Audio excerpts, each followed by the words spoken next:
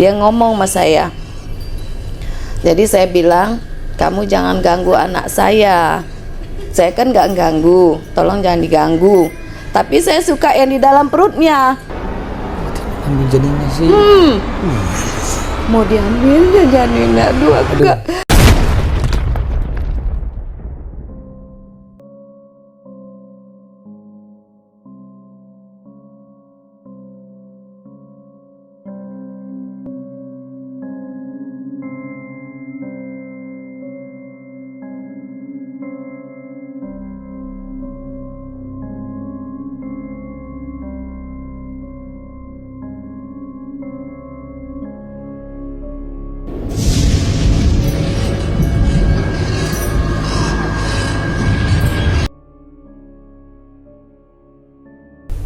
Assalamualaikum warahmatullahi wabarakatuh. Hauleku.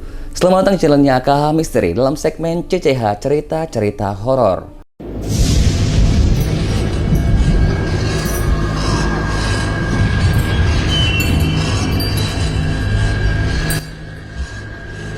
Hari ini saya akan mendatangkan narasumber yang akan menceritakan cerita mistisnya kepada kita semua. Langsung aja kita perkenalkan ke teman-teman semuanya. Selamat datang Ibu. Selamat datang. Boleh diperkenalkan ke teman-teman subscribernya kita, namanya Ibu, terus tinggal di mana Ibu? Nama saya Eti. Saya waktu itu tinggal di perumahan Marendalmas. Oke, Marendalmas. Itu di Jalan Roso. Jalan Roso. Di Medan juga Bu ya? Deli Serdang. Medan Deli Serdang. Sebelum kita mulai ceritanya, jangan lupa untuk like, share, dan komen video ini. Ayo kita dengarkan ceritanya dari Bu Eti.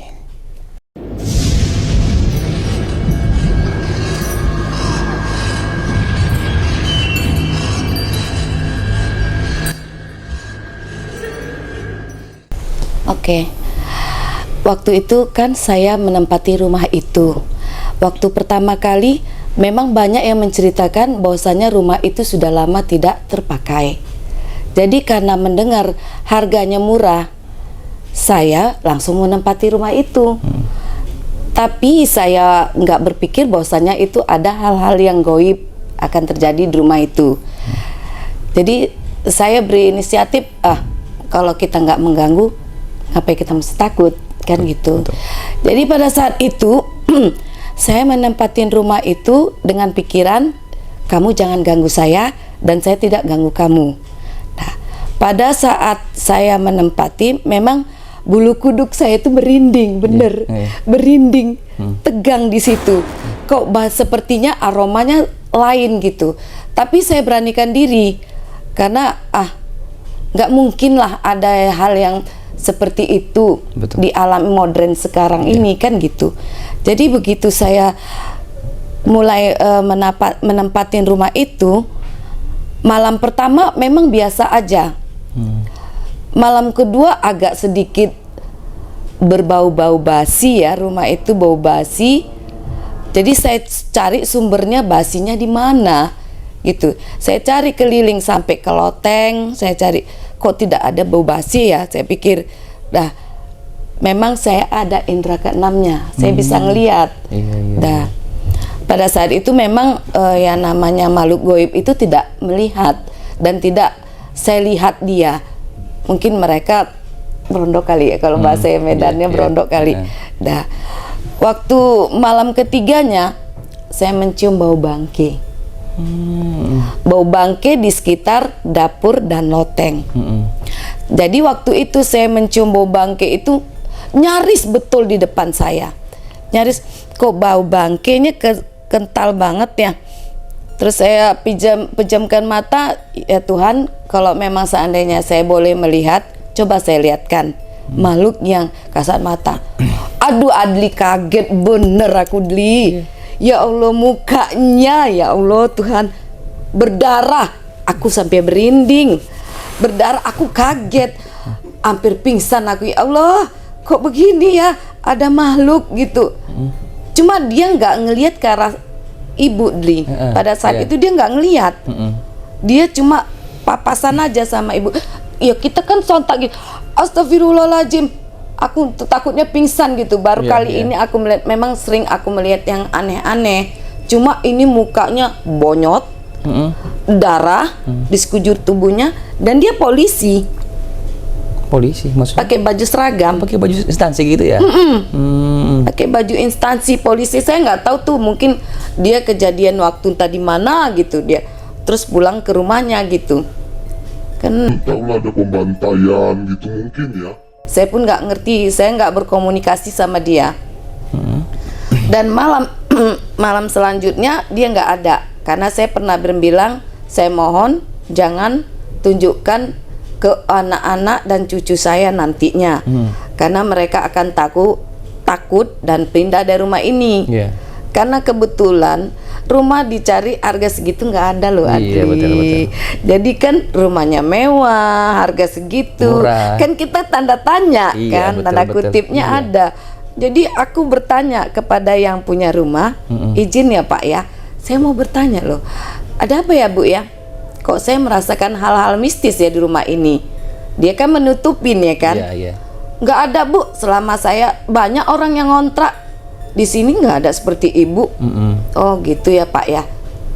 Kemarin itu orang tuh kok sering pergi ya tinggalkan rumah. Saya bilang yang ngontrak kemarin. Iya, karena dia sering keluar kota suaminya. Berarti dia nggak berani dong Pak. Saya bilang.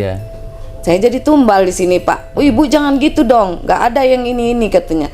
Oh ya udah, saya pun nggak berpikir panjang. Sebulan kemudian saya pindah di situ. Kursi itu bergeser sendiri, kursi makanku.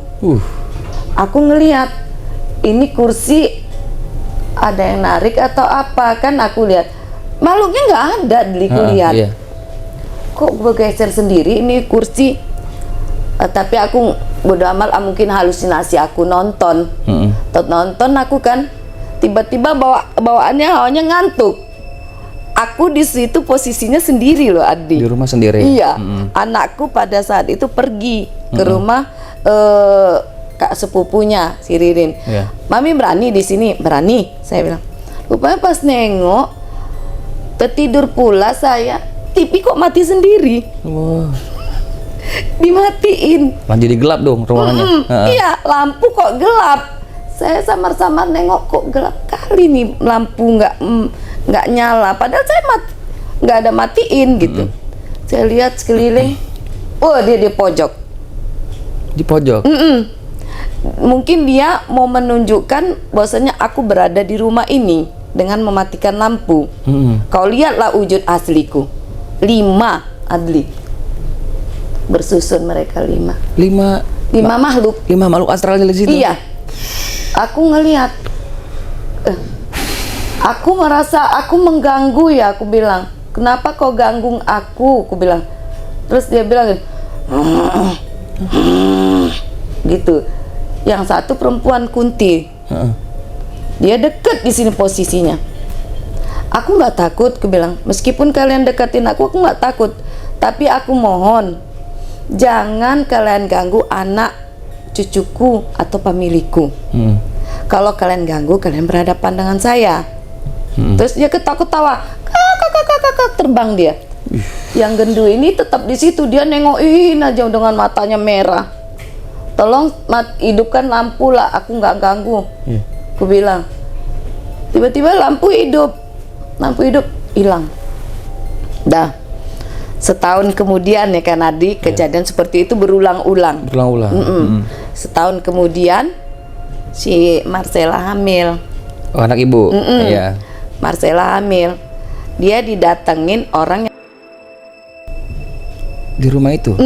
Iya. Jadi rumah itu dia bilang dia hampir kesurupan. Saya bilang, kenapa kamu? Kenapa saya bangunin?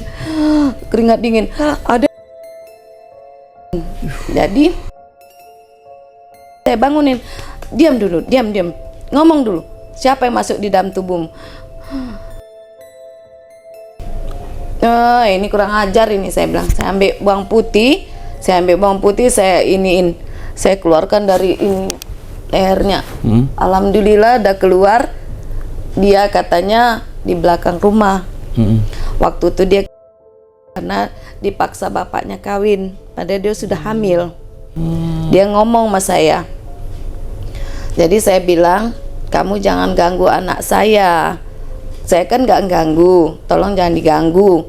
Tapi saya suka yang di dalam perutnya. Berarti mau ngambil janinnya sih. Mau diambilnya janinnya.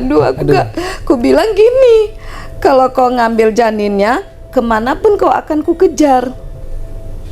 Nah, udah itu dia ngelihat aku nggak akan ganggu lagi.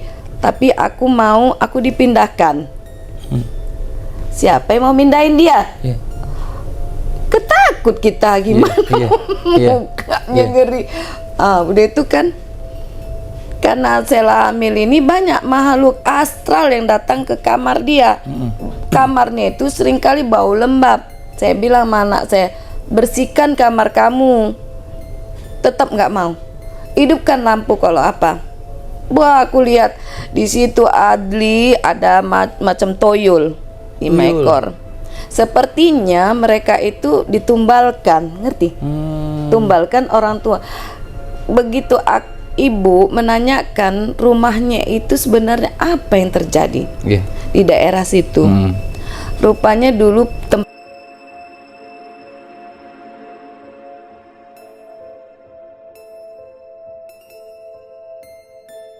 orang yang nggak ngerti lah, yang jahat ya.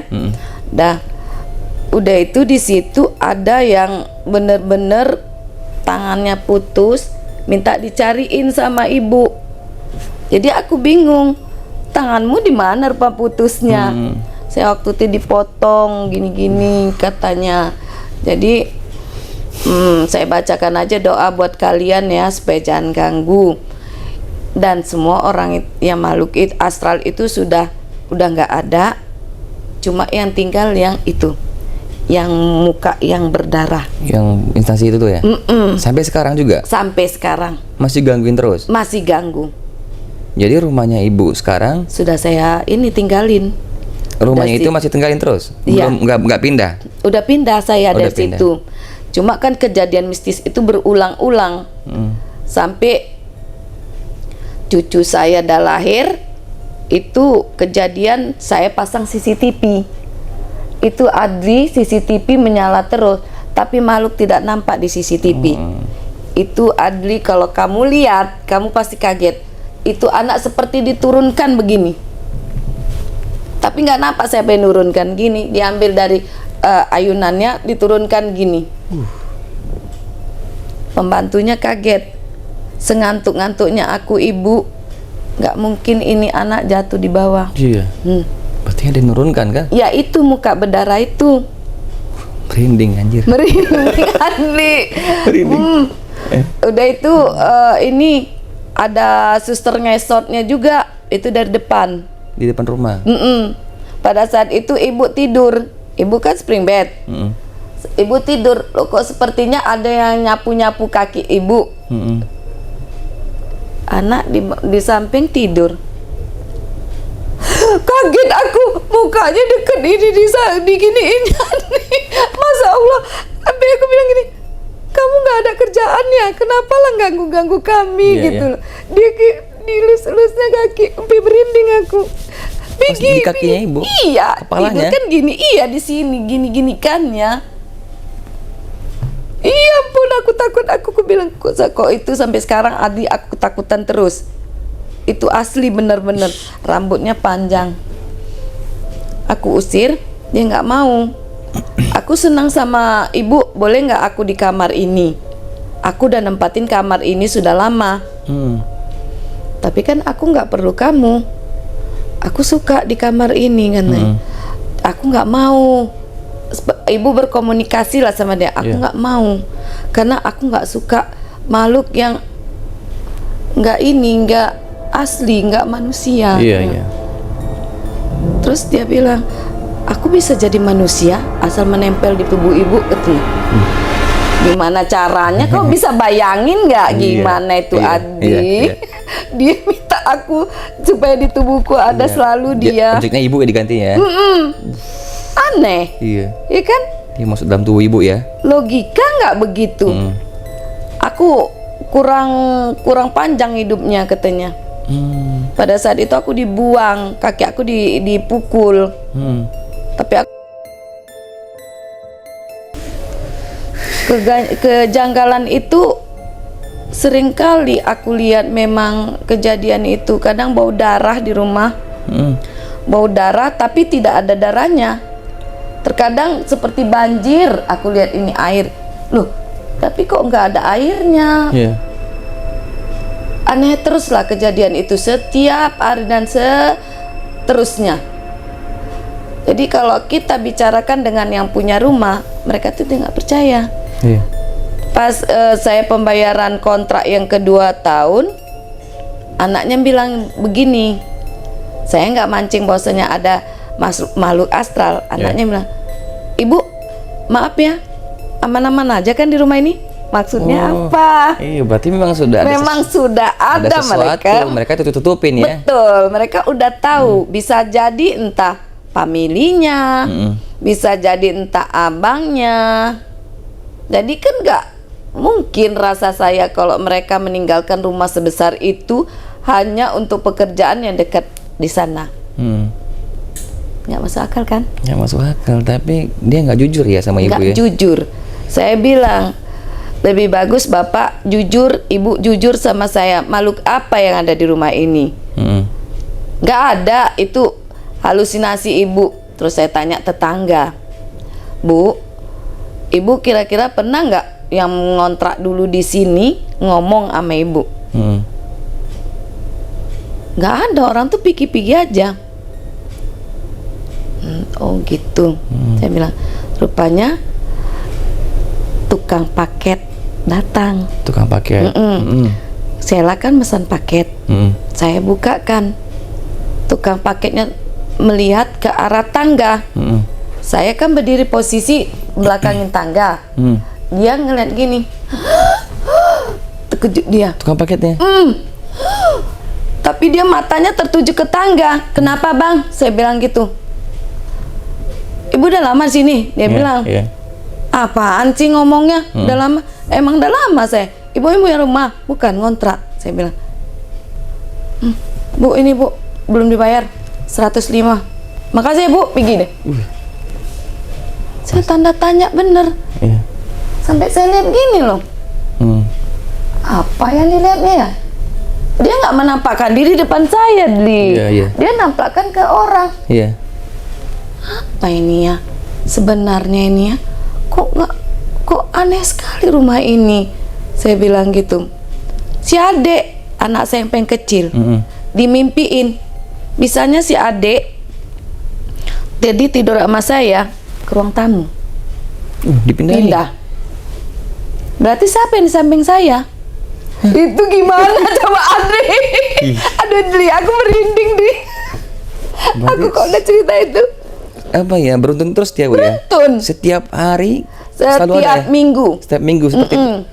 Kalau kita liburan aja, dia menunjukkan keberadaannya. Adri bisa bayangin tadi kita tidur sama anak.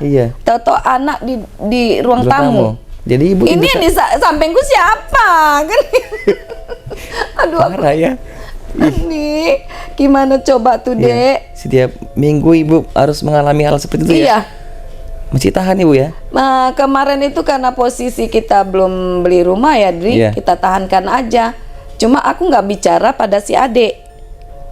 Kalau mereka aku kasih tahu pindah hari itu juga. Di mana cari rumah harga segitu? Melihatnya. Jadi yang di samping saya tadi itu siapa? Saya bilang, kok anak saya di depan? Yang saya peluk-peluk itu siapa? Kan tiap tidur saya meluk gini. Masya Allah. Memang saya tanda tanya. Biasanya anak saya peluk gini, Adli. Dia pasti diginiinnya. Kok ini kok nggak ada? Bagaikan gini aja kayak macam. Aduh, Adli, ibu kok itu ingat. Ya Allah, sampai sekarang aku tetap terbayang-bayang itu. Siapa yang kupeluk itu, gitu loh. Merinding Adli, ingat gitu. Luar biasa ya ceritanya Ibu ya. Buat teman-teman subscriber merasa mendalami ceritanya ini kayak bulu kita merinding jadinya. Iya. Seperti macam saya ceritakan ini kayak fiksi, tapi nyata. Tapi nyata ya, memang betul-betul Ibu alami ya. Betul, aku alamin. Dan aku pengen tahu kalau seandainya ada yang ngontrak situ lagi, aku pengen tahu. Pengen nyoba apa Sama nggak seperti yang saya alami. Pintu terbuka sendiri, udah saya kunci dari dalam. Terbuka sendiri, kok tertalak pintu saya, pintu kamar. Padahal sudah saya kunci malamnya. Saya tanya lagi sama anak, adek, maaf ya mami, mau nanya, adek ke kamar mandi nggak tadi malam? Enggak. Adek kok ke kamar mandi, kan bangunin mami. Iya juga ya. Kok minum? Pernah sekali ibu ambil kuncinya, penasaran. Ibu kunci, ibu taruh di bawah bantal. Lah itu tetap buka, Adli. Ini siapa? Kan gitu kan? Siapa yang buka? Padahal kunci udah sama ibu kan? Anakku di bawah bantal. Sampai aku pegang gini kunci, penasaran, pengen tahu buka apa enggak. Ternyata terbuka. Buka juga ya. Kejadiannya itu malam terus, Bu? Malam terus ya. Tahu sekitar jam berapa? Jam 2. Jam 2 pagi. Kalau saya di situ saya udah lari, Bu. Oh, udah lari. Masa tiap jadinya malam terus? Ya, nggak ada yang berani. Parah. Kakak saya pernah nginep di rumah, katanya dia ditimpa badannya. Ditindih gitu ya? Ditindih. Terus dia bilang, kau berani kali tinggal di rumah ini. Emang kenapa, Kak? Tadi malam aku nggak bernapas, ditindih katanya. Aku kan udah bilang jangan tidur di luar, tidurlah di kamar. Kau nggak mau. Memang ada makhluk astral di sini, apalagi di tangga. Aku tunjukin di tangga.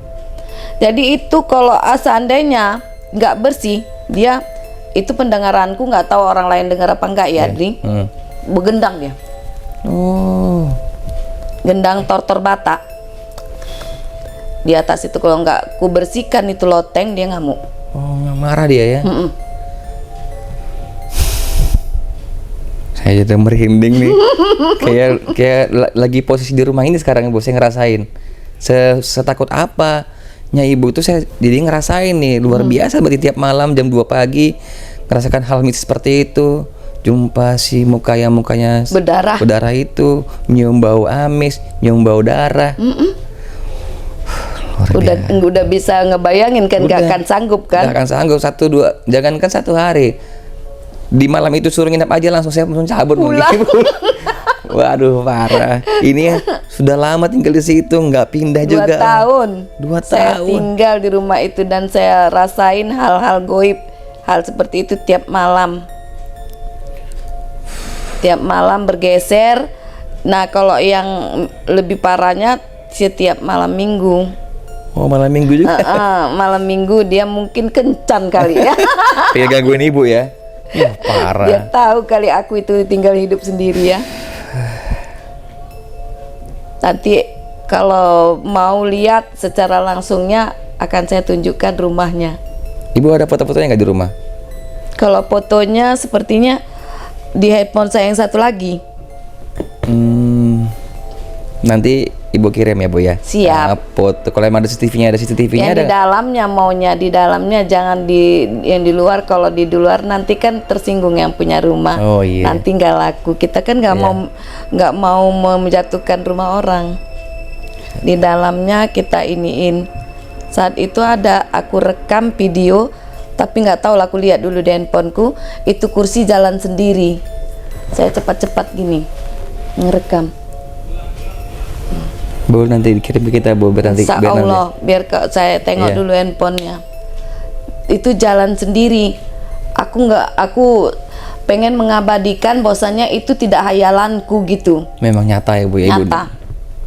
Jalan dia sendiri, kursi itu, dan dia tidak menampakkan wujudnya. Biasanya kalau dia menampakkan wujudnya kayak genderuwo, kuntilanak, itu nampak sama saya. Wujudnya seperti begu ganjang. Kalau orang-orang bilang di sini memang ada ibu pesugihan. Daerah komplek itu ada yang nyugi. Jadi saya tanya, nyugi apa? Mau kaya. Masa mau kaya pesugihan ya? Itu nggak ngerti kita ya kan. Parah. Zaman sekarang bro masih percaya kayak gitu ya. Kita yang namanya yang wajar aja lah cari makannya, nggak usah dengan cara seperti itu ya kan. Tapi segala cara dihalalkan aja sekarang mah. Oke, terima kasih Bu Eti sudah menceritakan pengalaman mistisnya kepada teman-teman subscriber AKH Misteri. Mudah-mudahan teman-teman subscribernya kita bisa menikmati ceritanya Ibu ya. Mudah-mudahan masih bisa mendalamin ceritanya Ibu tuh biar teman-teman juga ngerasain merindingnya kita di sini loh. Kita aja di sini masih merinding. Saya mengingatnya aja merinding, lagi ngerasainnya lagi. Parah sih, ini creepy parah nih. Saya yang tadi bola-balik ngerinding kayak seolah-olah saya itu lagi di situ loh. Ngerasain Ibu di ruang tamu lagi tiduran di kamar, terus tahu-tahu yang di sebelahnya bukan anaknya tapi itu. Oke, terima kasih buat Bu Eti sudah datang di studionya AKH Misteri. Sehat selalu. Akan ibadah puasa ya Bu ya. Siap. Oke teman-teman semuanya, buat teman-teman semua jangan lupa untuk subscribe, like, share, dan komen video ini. Salam AKH Misteri. Sampai jumpa.